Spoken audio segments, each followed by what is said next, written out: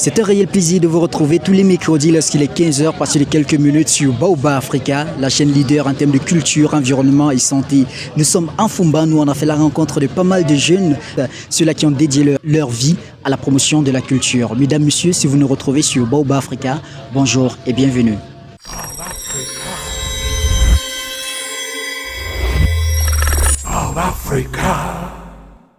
Mesdames et messieurs, comme je vous disais, nous sommes en Fumba et on a rencontré pas mal de jeunes qui, d'une façon amicale, nous ont ouvert les portes de leur boutique d'exposition.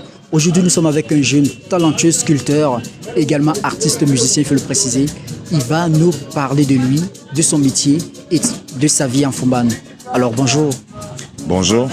Comment on vous appelle? Je me nomme Lamaré, Sango Jean-Daniel, de nom d'artiste, Lamaré a.k.a. Tikaladji. Tikaladji, vous êtes originaire de Fumba, c'est ça? Si, je suis originaire de Fumba, 100%. Alors, ça fait combien de temps aujourd'hui que vous vous êtes frotté dans les métiers de l'art?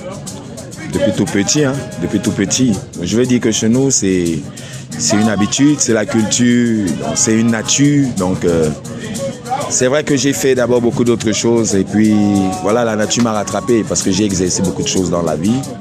J'ai construit des routes, par exemple. Je suis technicien de laboratoire de formation, mais aux dernières nouvelles, mes parents ne voulaient pas que je m'expatrie pour ce travail. Une fois dehors, j'ai fait quelques années, 5 ou 6 ans, dans les travaux géotechniques. Et voilà, j'ai été appelé à revenir, assumer ce qui est de l'héritage et tout ça, quoi. Donc c'est un peu ça. Aujourd'hui, je suis dans mon village. Et je suis fier de ce que je fais. Je suis artisan, artiste, musicien en même temps. Ça me permet de développer ma culture, mon art et de promouvoir ce que nous sommes, d'où nous venons, quoi. Alors, vous l'avez si bien dit, vous vous êtes frotté à plusieurs corps de métier. Mais à quel moment vous vous êtes dit, OK, il faudrait que je fasse ce que mes parents veulent? Ouais, je crois que c'est quand j'ai fait mon comeback. C'est quand je suis revenu du Cameroun. Je suis revenu au Cameroun, je crois que c'était en 2012.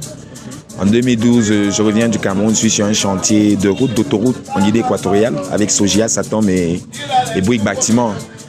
Donc voilà comment j'ai deuil au village et je reviens au village sans avoir prévu de ne pas retourner. Et mes parents décident, ma maman, puisque mon père il est décédé, elle décide que je ne devrais plus retourner.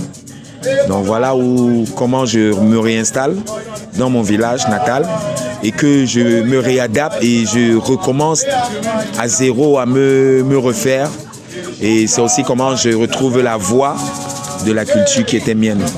Oui, donc c'est un peu comme ça. Alors, cette période de réadaptation, on a pris combien de temps? Est-ce que ça a été de façon aisée? Et quand vous êtes mis dans les métiers de l'art, vous avez pris combien de temps pour apprendre? Je crois là, c'est quelque chose qu'on apprend durant longtemps.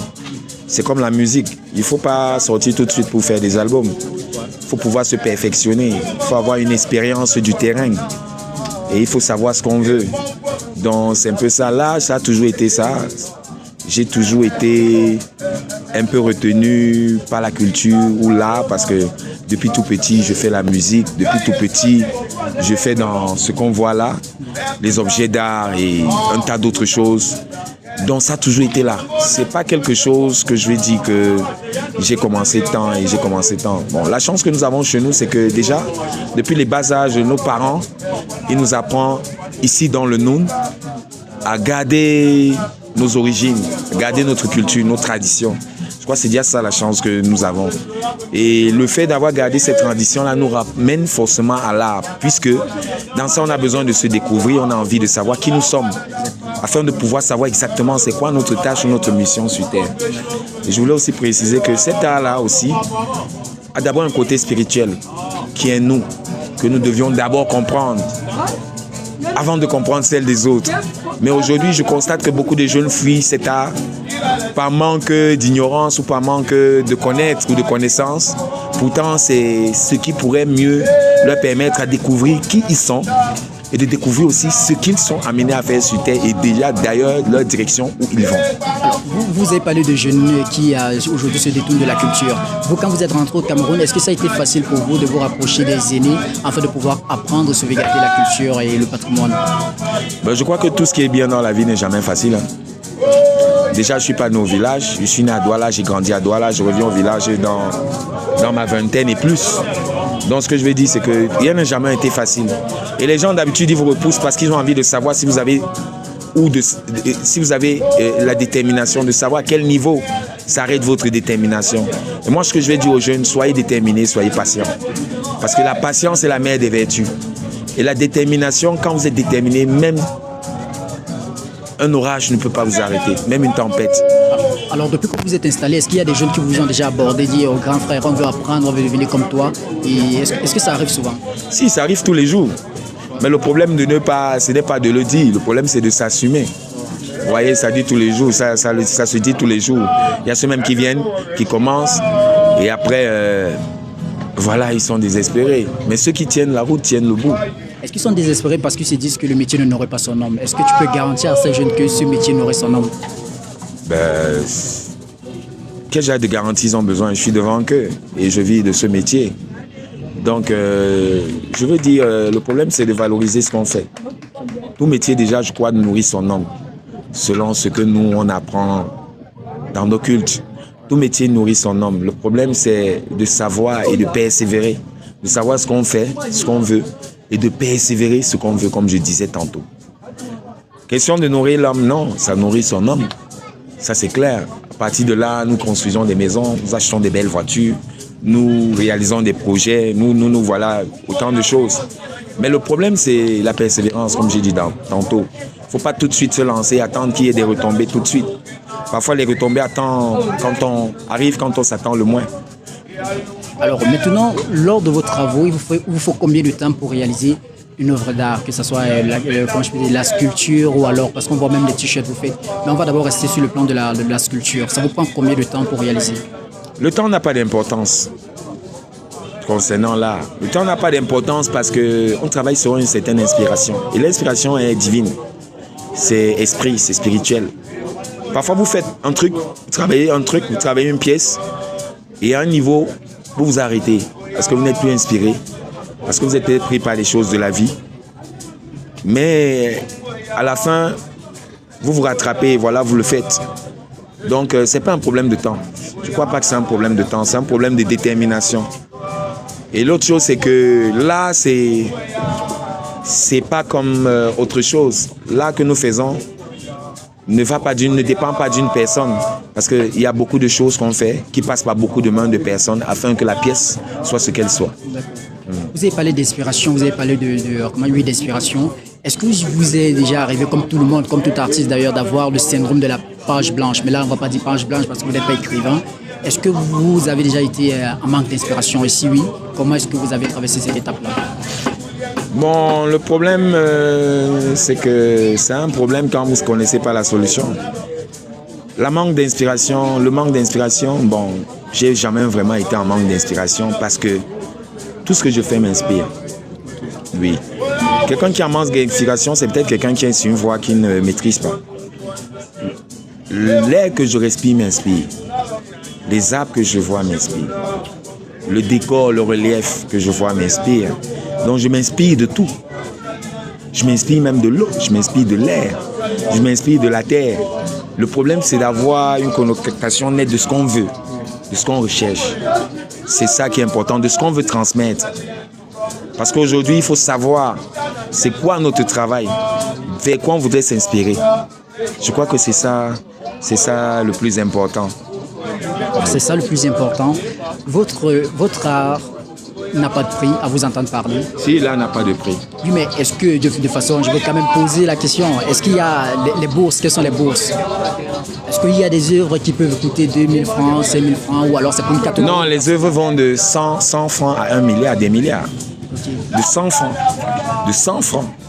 Ou laissons même 100 francs, disons de rien. Parce que des fois, j'offre des pièces que j'ai souffert à travailler aux gens pour rien. Juste parce que j'ai une affinité spirituelle avec ces gens, je leur sens ou je leur ressens. Je peux offrir pour rien. Même un truc, une pièce que j'ai dépensée ou j'ai pris du temps à faire. Oui. C'est quoi je dis là n'a pas de prix. Ouais, et quelque chose que vous offrez à quelqu'un pour rien, c'est quelque chose que vous vendez à quelqu'un d'autre à des millions. Oui, oui, donc c'est un peu ça. Alors, après, vous allez nous permettre d'entrer dans votre laboratoire, alors votre boutique d'exposition. Vous allez choisir 2, 3 pièces comme ça au hasard et vous allez nous expliquer vos créations. C'est possible? Ok, no stress. Vous êtes la bienvenue. Ok, super.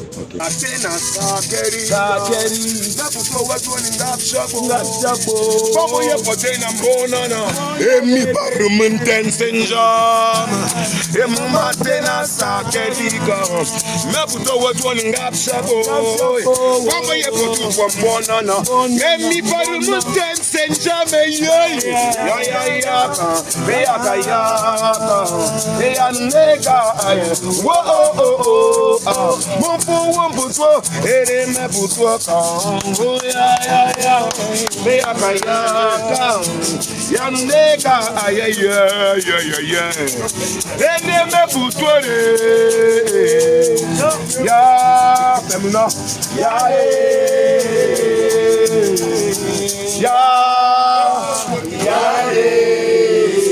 ya nuno ya neka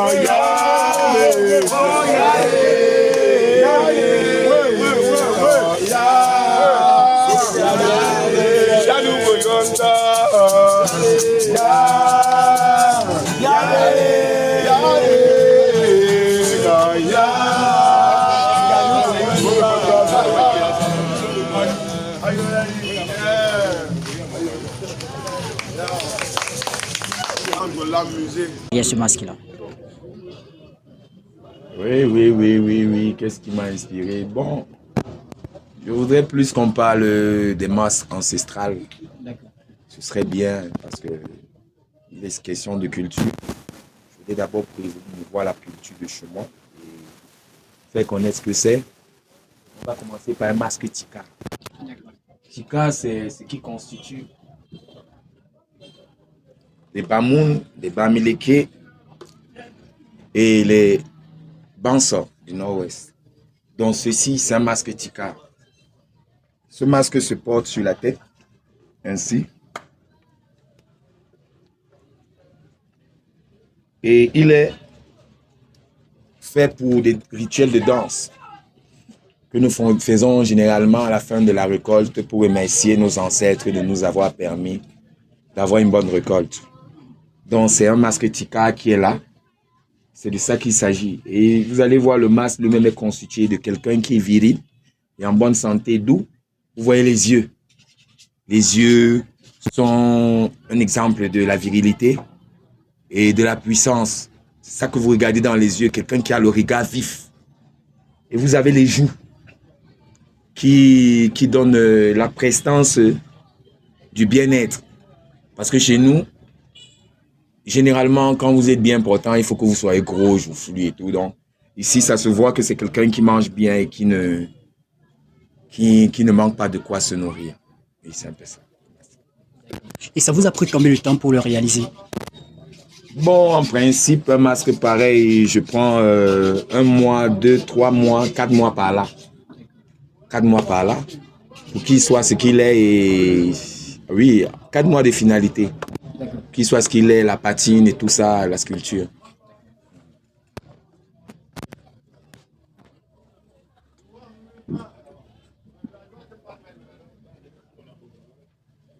Le deuxième objet que je vais solliciter, il est en bronze. Ah, il présente. Donc le voilà. C'est un griot Bamoun. C'est un griot Bamoun. Les griots, en fait, sont les messagers de la culture qui transmettent le message depuis la nuit des temps. Et les griots sont ceux qui sont autour du roi pour rappeler qui il est, ce qu'il a à faire. Donc c'est un peu ça. Bon, un objet comme celui-ci, ça prend beaucoup de temps. Parce que le bronze, différemment du bois, prend du temps. Il y a plusieurs étapes. Et pour constituer un objet comme celui-ci, afin qu'il soit à point comme ça, c'est pas facile. Ça demande du temps et ça demande de la prestance. Donc c'est un peu ça. C'est le griot Bamoun.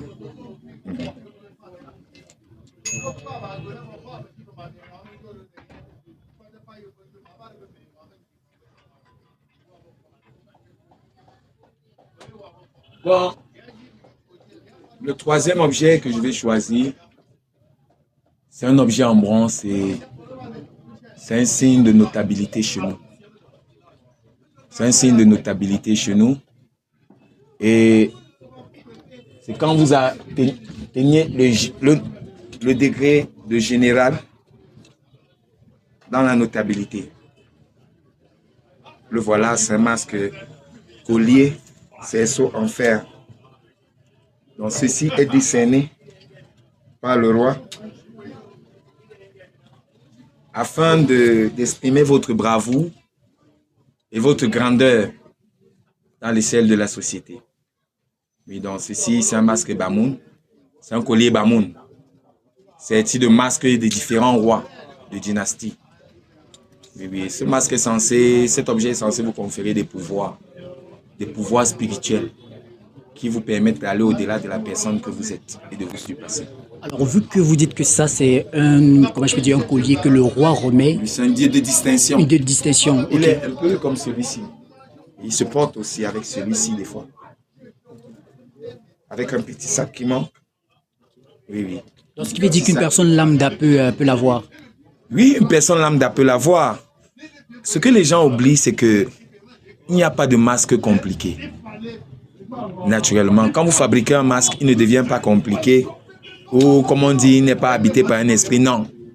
C'est chacun qui rend le masque qu'il a à la personne qu'il est. Je ne sais pas si on se comprend un peu. Donc, c'est quelqu'un qui met un esprit dans le masque. L'esprit ne vient pas entrer dans le masque que non. Ce que je vais dire aux gens, c'est que cessez d'avoir peur des masques. C'est que cessez d'avoir peur des statuettes et de dire non, c'est les mauvais esprits. Non. Pardon. Ces statuettes que nous utilisons aujourd'hui, ce sont des statuettes que nos arrière-grands-pères, nos parents, nos ancêtres, depuis des millions d'années, ont utilisées. Ce sont des statuettes qui nous permettaient de nous rappeler de qui nous sommes. Parce qu'avant, à l'époque, il n'y avait pas de photos, il n'y avait pas de cinéma, c'était notre façon de nous d'immortaliser des personnes ou des figures emblématiques. C'était une façon à nous d'exprimer ce qu'on ressent. Donc c'est un peu ça. Il faudrait que les gens cessent d'avoir peur, de dire oh non, c'est le Njunju, oh non, Fala. Non, c'est pas ça. C'est notre identité à nous. C'est-à-dire, ça nous montre qui nous sommes et ça nous permet de savoir ce que nous sommes sur Terre, venus sur Terre pour accomplir comme une mission et de savoir c'est quoi notre destinée, c'est quoi notre chemin, c'est où on va. Donc je pense que si vous ne vous apparentez pas à ceci, vous ne serez que quelqu'un de perdu dans votre vie si vous êtes un Africain. Parce qu'un Africain doit savoir c'est quoi sa culture, doit connaître sa tradition et doit s'imprégner de ça parce que c'est ça qui nous guide et c'est ça qui nous aide. Cessez d'avoir peur. Ce dont vous avez peur, c'est vous-même. Prenez juste le temps de découvrir et qu'on vous explique afin que vous compreniez mieux. C'est ce que je peux dire. Alors, est-ce qu'on va passer à un autre masque ou alors... Bon, ça ne servira à rien de s'attarder beaucoup sur des masques, surtout que des gens ne comprendront pas vraiment tout de suite ce qu'il en est, ce qu'il en ressort. L'importance ou le message que je voudrais d'abord passer ici aux jeunes, parce qu'aujourd'hui, l'Afrique a besoin de nous les jeunes. Il faut que les jeunes cessent de se tromper. Il faut que les jeunes comprennent que l'Africain, le noir, est la base de toute civilisation et de toute race sur Terre. Ça, il faut que vous le compreniez bien. Il faut que les Africains comprennent que c'est à partir du noir qu'il y a eu des blancs. C'est à partir du noir qu'il y a eu des rouges. C'est à partir du noir qu'il y a eu des asiatiques. Il faudrait que l'Africain connaisse sa place. Que l'Africain sache que, quel que soit le lieu où il arrive dans le monde, il est l'ancêtre de ce lieu. Et qu'il se mette à la place qu'il mérite. Ce sont de faire des coubettes derrière des races qui nous ont exploités et qui ont volé nos connaissances pour enfin être ce qu'ils sont aujourd'hui. Donc, essayons de nous découvrir, c'est important. Apprenez vos traditions, apprenez votre culture. Ça va vous aider. Apprenez votre tradition, apprenez votre culture, c'est sur ces mots qu'on va se séparer. C'est un réel plaisir d'être dans ta boutique et de voir ce que tu proposes. Yo, c'est un réel plaisir de penser à la jeunesse africaine, la jeunesse du monde, la jeunesse camerounaise. Je suis très très ravi d'avoir eu l'opportunité d'être avec vous. Sur ce, portez-vous bien. Il a tout dit. À la prochaine.